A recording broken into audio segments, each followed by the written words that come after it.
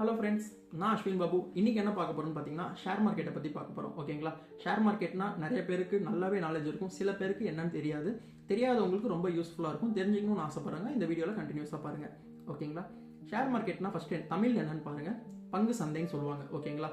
அந்த காலத்தில் share market வந்து பார்த்தீங்கன்னா எப்படி இயங்கிட்டு இருந்துச்சு அப்படின்னா, நம்ம டேரெக்டாக நம்ம இப்போ நிறைய பேர் ஃபோன்லேயே நம்ம ஷேர் மார்க்கெட்டில் யூஸ் பண்ணலாம். ஷேர் மார்க்கெட்டில் நம்ம ஒரு ஷேர் வாங்கலாம், விற்கலாம்.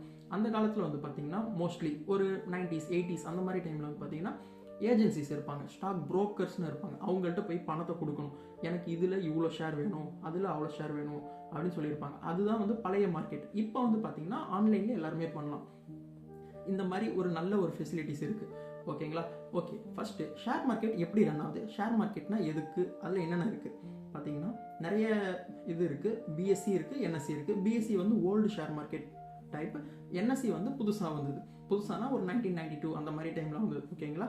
ஷேர் மார்க்கெட்டில் ஃபஸ்ட்டு என்ன இருக்கும், நிறைய கம்பெனிஸ் இருக்குன்னுவாங்க, ஷேர் காசு கொடுத்தன்னுவாங்க, ப்ராஃபிட்னுவாங்க, லாஸ்ன்னுவாங்க, புல் மார்க்கெட், பியர் மார்க்கெட், இந்த மாதிரி டாபிக்ஸ், இந்த மாதிரி டெக்னிக்கல் டேர்ம்ஸ்குள்ளே நான் போல ஜஸ்ட் சிம்பிளாக புரியுற மாதிரி சொல்கிறேன். நிறைய கம்பெனி இருக்கும். அந்த கம்பெனி ஒரு கம்பெனி இருக்குது அப்படின்னா அந்த கம்பெனி வந்து பணம் தேவைப்படும் அந்த கம்பெனிக்கு. ஓகேங்களா? எதுக்கு அவங்களுக்கு பணம் தேவைப்படுது, சிம்பிளாக புரிஞ்சுக்கோங்க. அவங்களுக்கு எதுக்கு, ஒரு கம்பெனிக்கு எதுக்கு பணம் தேவை, அவங்க பிஸ்னஸை நெக்ஸ்ட் லெவலுக்கு கொண்டு போகிறதுக்கு பணம் தேவை.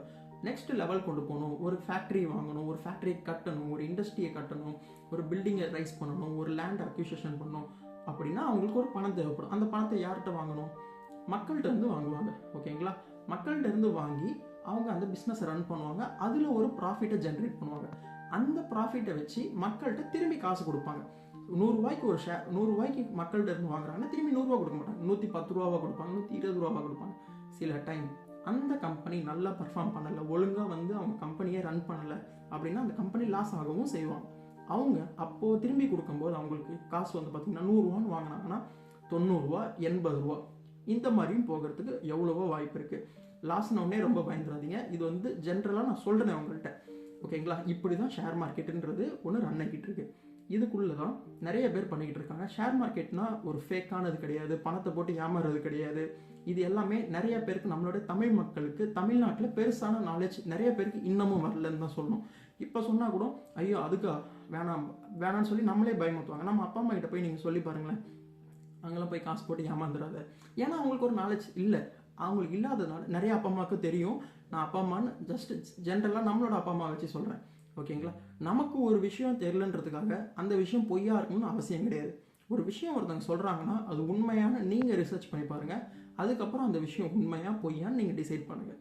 ஓகேங்களா? இப்போது அவங்களுக்கு இப்போ நீங்கள் ஃபார் எக்ஸாம்பிள் சிம்பிளாக புரிகிற மாதிரி எல்லாருக்கும் தெரிஞ்ச மாதிரியான ஒரு எக்ஸாம்பிள் சொல்கிறேன்.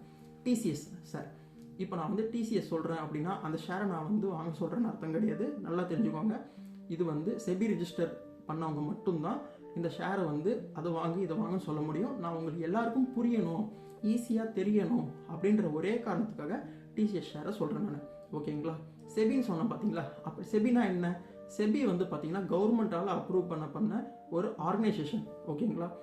செக்யூரிட்டி எக்ஸ்சேஞ்ச்னு சொல்லுவாங்க. அவங்க வந்து என்ன பண்ணுவாங்க அப்படின்னா என்னென்ன பிரச்சனைலாம் நடக்குது ஸ்டாக் மார்க்கெட்டில். ஃபார் எக்ஸாம்பிள் ஒரு நோட்டை வாங்குகிறோம், ஒரு காசு வாங்குகிறோம், 500 ரூபா நோட்டு வாங்குகிறோம், 1000 ரூபா நோட்டு வாங்குறோன்னா அதில் வந்து கவர்னர் சைன் பண்ணியிருக்காங்க இல்லைங்களா, இந்த நோட்டை நீங்கள் நம்பலாம் அப்படின்னு சொல்லிட்டு. அது மாதிரி ஒரு ஆத்தரைஸ்டு ஒரு ஆர்கனைசேஷன் தான் செபின்னு சொல்லுவாங்க, SEBI. ஓகேங்களா? அவங்கள நம்பி தான் இந்த ஸ்டாக் மார்க்கெட்டில் எல்லாருமே பர்ஃபார்ம் பண்ணிக்கிட்டு இருக்கோம். நம்ம எல்லாரும் போய் ஸ்டாக்கை வாங்கிட்டு இருக்கோம். ஸோ இதுதான் வந்து செபின்னு சொல்லுவாங்க. ஸோ இப்போ வந்து டிசிஎஸ் பார்ப்போம். டிசிஎஸ்க்கு ஒரு பணம் தேவைப்படுது. ஒரு ப்ராஜெக்டை எடுக்கிறதுக்காக, ஒரு ஃபாரின் ப்ராஜெக்ட் எடுக்கிறதுக்காக பணம் தேவைப்படுதுன்னா அவங்க ஷேர் மார்க்கெட்டுக்குள்ளே வந்து எனக்கு IPOன்னு சொல்லுவாங்க. ஓகேங்களா? ஃபர்ஸ்ட் ஸ்டார்டிங் எனக்கு 1000 ரூபாய்க்கு எனக்கு 1000 ரூபாய் எனக்கு ஒருத்தருக்கு பணம் கொடுங்க அப்படின்னு சொல்லி அவங்களோட ஷேரை வந்து லிஸ்ட் பண்ணுவாங்க. நான் வேணும்னா எனக்கு ஒரு 10,000 ஷேர் வாங்கலாம், ஒரு 100,000 ஷேர் கூட வாங்கலாம், ஏன் ஒரு ஷேர் கூட வாங்கலாம். ஓகேங்களா? அது வந்து அவங்களுக்கு போகும். அந்த ஷேர் வந்து ஏறும். நிறைய பேர் அந்த ஷேரை வாங்க என்ன ஆகும்னா அந்த ஷேர் வந்து ஏறிக்கிட்டே போகும். அந்த கம்பெனி வந்து லாஸ் பண்ண போகிறாங்க, அந்த கம்பெனி நல்லா பர்ஃபார்ம் பண்ணலை, அந்த கம்பெனியில் ஒரு பிரச்சனை அப்படின்னா நான் அந்த ஷேரை நான் விற்றுடலாம். நான் இவங்களை போய் கேட்கணும்னு அவசியம் கிடையாது. நான் காசு கொடுத்தேன் அப்படின்னா அந்த ஷேரை நான் வாங்கலாம். எனக்கு வேணும்னா அதே செகண்டில் அன்றைக்கி நான் விற்றுடலாம். இன்னொன்று, ஷேர் மார்க்கெட் எப்போல்லாம் ஓப்பனாக இருக்கும், மண்டே டு ஃப்ரைடே மட்டும்தாங்க ஓப்பனாக இருக்கும். ஓகேங்களா? மார்னிங் வந்து 9:30 ஓப்பன், நம்ம இந்தியன் டைமில் சொல்கிறேன். மார்னிங் வந்து 9:30 டு ஈவினிங் வந்து 3:30 வரைக்கும் தான் ஓப்பனாக இருக்கும். அதுக்கப்புறம் நீங்கள் அதில் ஆக்சஸ் பண்ண முடியாது. சாட்டர்டே சண்டே ஒர்க் ஆகாது, அதே மாதிரி கவர்மெண்ட் ஹாலிடேஸும் ஒர்க் ஆகாது. ஓகேங்களா? ஸோ இப்போ அந்த டிசிஎஸ் கம்பெனி பணத்தை வாங்கினாங்க அப்படின்னா, ஒரு 1000 ரூபாய்க்கு அந்த ஷேரை லிஸ்ட் பண்ணுறாங்க அப்படின்னா, நான் நிறைய பேர் வாங்குவேன். நான் ஃபார் எக்ஸாம்பிள் நான் போய் வாங்குறேன் அப்படின்னா நிறைய பேர் வாங்குவாங்க. வாங்க அந்த ஷேர் வந்து அதிகமாகிட்டே போகும். எல்லாரும் வாங்குறாங்க அப்படின்னா ஷேர் அதிகமாகும். ஏன் ஃபஸ்ட்டு எல்லாரும் வாங்குறாங்க அப்படின்னு ஒரு கொஸ்டின் எல்லாருக்கும் வருது இல்லைங்களா? அந்த கம்பெனி நல்லா பர்ஃபார்ம் பண்ணுது, அந்த கம்பெனியை நல்லா ஜென்ரேட் பண்ணுறாங்க, அவங்களுடைய பிஸ்னஸ் நல்லா க்ரோ பண்ணுறாங்க அப்படின்னா எல்லாரும் வாங்குவாங்க. ஸோ இப்படி தான் வந்து ஒரு ஜென்ரலான இதுதான் சொல்லியிருக்கேன். இப்படி தான் வந்து ஒரு ஷேர் மார்க்கெட் ரன் ஆகும். ஓகேங்களா? ஸோ இந்த வீடியோவில் நான் சொல்கிறது உங்களுக்கு புரிஞ்சிருக்குன்னு நம்புகிறேன். நெக்ஸ்ட் வீடியோவில் நான் உங்களுக்கு டீட்டெயிலான இன்ஃபர்மேஷன்ஸ் சொல்கிறேன். ஒன்றும் பிரச்சனை கிடையாது. ஈஸியாக புரிகிற மாதிரி எல்லாத்தையுமே நான் சொல்கிறேன். இப்போ வந்து ஒரு ஜென்ரல் பேசிக் அவுட்லைன் மட்டும்தான் சொல்லியிருக்கேன். ஸ்டாக் மார்க்கெட்டில் நிறைய இருக்குது.